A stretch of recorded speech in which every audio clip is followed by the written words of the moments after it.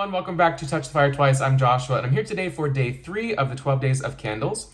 This series features a mix of new favorites and returning classics across a variety of brands, price points, and fragrance families, all appropriate for buying and burning during and beyond the holiday season. There will be a new Days of Candles video every other day throughout the month of December, and they're in no particular order, so be sure to stay tuned to see if your favorite makes the calendar. Today's review will be on my all-time favorite #1 Christmas holiday candle, and that is Mistletoe Magic, HomeWorx by Slatkin Co. But before we dig into this, if you are new to Touch the Fire Twice, welcome. My mission here is to share my love and passion for fine home fragrance as an enthusiast, an educator, a reviewer, to inspire you to increase your own fragrance knowledge and understanding, ultimately enhancing the scent memories that you create. If you want to learn more about what I do, why I do it, how I do it, you can check out my website at TouchTheFireTwice.com. But for now, let's dig into the best Christmas candle of all time. So this version here appeared in the QVC Today's Special Value Christmas in July 2022. However, it also came out back in 2020 and in 2018. This appeared in, I want to say, another Christmas in July holiday trio alongside Frozen Balsam and Winter Hearth in this really pretty kind of metallic plaid design. And this was happily a reimagining, relaunching, elevation of an old Slatkin Co. Bath & Body Works L brand partnership candle, and that was Winter Garland. This is from the 2011 collection, which for me, the 2011 collection, winter and fall were really some of the all-time best fragrances that Bath & Body Works released during this Slatkin Co. era, and really since that time, this kind of remains the best year and for me. That was early on in my fragrance journey, so there is that sort of scent memory and nostalgia factor to kind of the first scents you dig into and explore your era, just like people like certain music from certain eras of their life. But some of the fragrances here really just are unmatched, and happily I think Harry and team realized that Winter Garland was so incredible. It came out, I don't know, 08, 09 probably. I remember buying it in 2010, 2011, and then maybe Bath & Body Works brought it out in 2012. It might have been, this 2011 might have been the last one, or one more year in 2012, and has not touched it since then, so for 10 years. So happily, when the partnership ended and HomeWorx was launched, 4 or 5 years later, Harry relaunched, reimagined the idea of Winter Garland, newly executed as Mistletoe Magic, but for all intents and purposes, they are essentially the same scent as far as the notes, the build, what it is evoking, the feelings it brings, and certainly, most importantly for me, the scent memories attached to it. And I love that he was able to do that. He kind of dug into the Slatkin Co. vault, reimagined, and brought us Mistletoe Magic. So very, very happily in 2018, that first year after launching HomeWorx, he brought out Mistletoe Magic. So I will go through these. They essentially smell the same, various intensities, because this one is 11 years old now. It is unburned, so it's got a pretty straightforward scent to it. It hasn't been, it's not half burned or a little bit murky or smell like soot because of burned wicks. And then we go into the 2018. This one actually also is unburned. I go to my 2020, which is almost gone. Got a little sooty, but that's okay. And then, of course, the 2022, which I'm happy to report I did burn this, and it does have a really nice fragrance load in it. So happy to say that there's a good throw and projection in this one. But essentially, they are the same fragrance with just slight nuances over, literally, we're talking a decade plus of time across the creation of these candles. And the notes have evolved a bit. I have the original set of notes from Winter Garland, and then, of course, just like the 4 notes that they give us on the bottom of Mistletoe Magic. So what I've done here, as I do in my traditional in-depth sniff reviews, I talk through the scent story that the brand provides as far as what they're saying the candle evokes, along with some of the notes. I give my overall assessment of just when I get my nose on it, what do I smell, what do I feel, what does it evoke? Is it a moment, a time, a place, a memory, an ingredient, a botanical? What am I getting from it? What am I feeling from it? And then we'll go through the top, middle, bottom notes. Now, Slatkin Co., both at Bath & Body Works and at HomeWorx, don't really give us a true top, middle, bottom, though most of these fragrances, perhaps not all, but most of these fragrances really are these perfumer or master perfumer even built fine home fragrances with top, middle, bottom notes, really classically built for this wonderful fragrance experience. we only get 3 to 5 notes these days. However, when I combine some of the original notes from the Winter Garland era of this fragrance, and then the notes we get on Mistletoe Magic, it gives us enough where I actually have gone through and kind of picked out and said, okay, I think these are probably the top, the middle, the bottom, as far as the type of fragrance, typically how they're built, the research I've done. Generally speaking, this is my assessment. Call it a recreation for me of how I believe the perfumer likely built this fragrance. So let's talk first of how they described it back in the day. So Winter Garland, this 2011, said a sparkling blend of cranberry champagne and blood orange with notes of balsam, mandarin, and white cedar. And then when it came out in 2018, 20, and 22, we were given 4 notes, similar but a little different. Simply black currant, pine needles, fir balsam, and pomelo. So what I think when sniffing this, and I will do most of my sniffing on the current 2022 version, but getting my nose on it, you're at a festive holiday gathering in a great room, very nostalgic, super, super conceptual. There's a freshly cut fir balsam tree that was just hauled from the forest, put into the great room. It's adorned with a garland of, let's say, dried mandarin slices. You're unloading ornaments from an old, creaky cedar chest. So you're getting that cedar scent from the chest. And of course, you're sipping on a strong, sparkling punch made from the cranberry champagne, blood orange, and pomelo. And you just get this intense fruit, not really sweet, of cranberry, blood orange, and the pomelo, and that dried, almost candied mandarin, I would call it. There's a brightness of that sparkling wine, not quite effervescent, but almost. There's a real depth of those woods with your balsam and the white cedar. Freshly green, resinous, woody. There's an aged camphorous note to that cedar, really that old chest. What is interesting for a holiday candle, there is, to my nose, truly no spice to speak of. You don't have any holiday spices, baking spices, cinnamon, clove, does not appear in here, which I think is actually quite unique for a fragrance that would have these type of notes. Usually it's gonna have a holiday spice in there, and this has none of that. But you do get a spiciness from the black currant, which has a bit of that kind of green, fruity tartness to balance the soft, borderline sweet woods that you get. Just truly nostalgic. It is an old world Christmas. It is a festive Christmas. It just truly stands on its own. I would love to hear from the perfumer that built it, as far as what else is in there, what they felt, what their sense was when they were building it, because it is just, again, it's my number one. It's my all-time favorite. So thank you to Harry and team for not only creating that back in the day, but for re-releasing that and bringing it out so consistently in HomeWorx. So let's dig into the notes, my version of the top, middle, bottom notes. And then of course we'll talk about the performance, the strength, the wick, the wax, the throw, projection, all that good stuff. So when it comes to what I'm gonna call the top notes, I'm saying cranberry, champagne, and mandarin.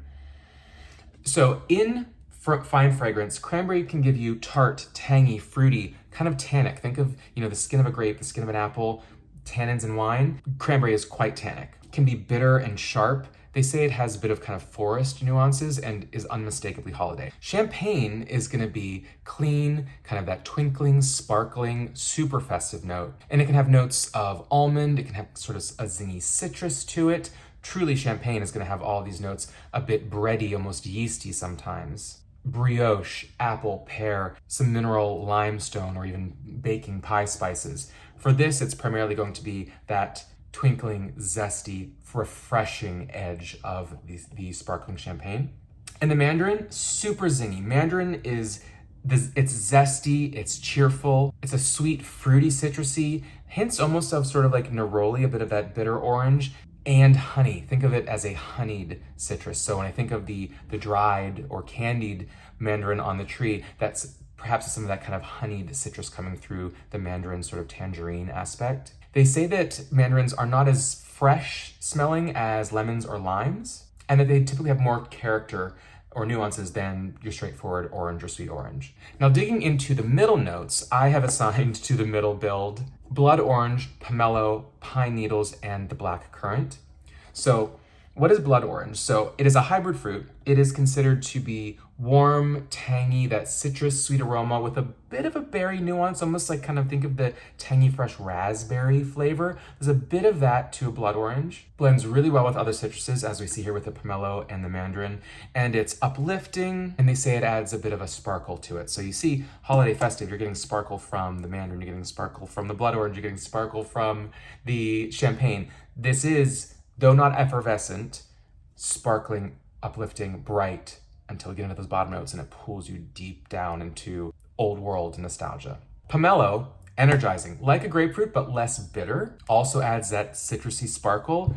They're from South Asia, and they're actually a pale green to yellow when they're ripe and juicy. So again, a bit different, but very closely related to the traditional grapefruit that you may be familiar with. And then the other two middle notes, we've got pine needles. So pine needles, that's a little bit, I don't want to say, generic, but it's all encompassing. It's kind of a wide range of note because there's so many pines, there's so many evergreens. Well, when it comes to fine fragrance, typically when you think of pine needles, it's going to be a sharp, sweet, refreshing, woody spiciness, thanks to those pinene terpenes that give you the actual fragrance that you're sniffing. Crisp, green, outdoorsy, invigorating, holiday. You know what pine is. Everyone knows what pine is if you're watching a candle channel, right? And then black currant. This is one that I think people hear black currant and they think, oh, it's like a berry, or oh, it's like a blueberry, or kind of sweet or raisiny, and not really, not especially. So black currant in fine fragrance is expressed one of two ways: either sort of the buds and or leaves, and then sometimes the fruit. When it comes to the buds,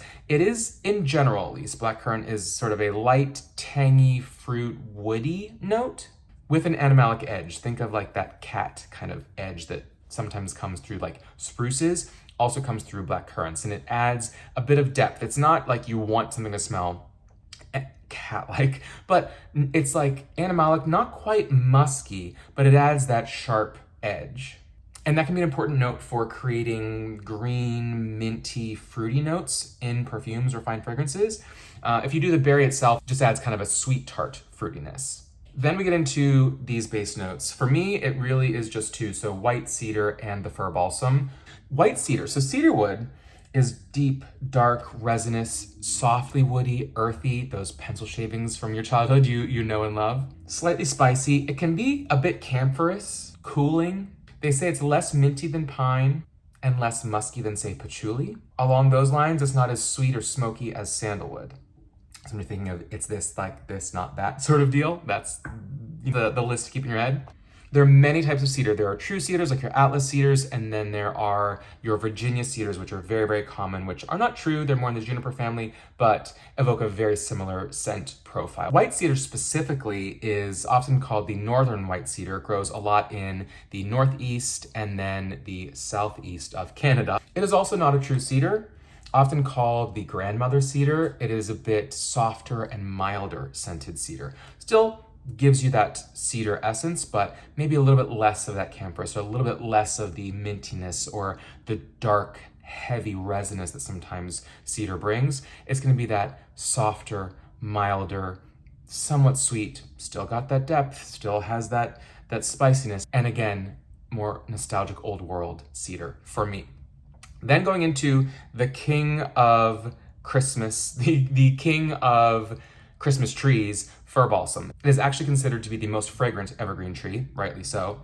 And, crushing a fir needle gives you that balsam sap, that resin, strong camphorous smell. Fir balsam is that grounding, woodsy fragrance, sweet, rich, warm, intensely kind of balsamic aroma to it. Dare I say, juicy freshness of like a fresh balsam tree. Resinous, bright, astringent, green, sappy, somewhat dark, but just so invigorating, uplifting, while being grounding. So it's grounding you, but it is uplifting you. So it's like, feet planted in the ground, but chest up, chin up. And it's just such a beautiful scent that is across, majority of Christmas candles, or certainly outdoorsy or holiday tree candles, are going to be a base of your fir balsam. So putting it all together, starting with that bright, tangy cranberry, the champagne, the zinginess of the mandarin, some of that, a little bit more of the flavor from the blood orange and the pomelo, that sparkling brightness, and the refreshing woodiness coming in from those pine needles and a bit of that fruity woody edge from the black currant, all then balanced from that base of that soft, resinous, warm, spicy white cedar and fir balsam. It is just Christmas in a jar. I cannot say it enough.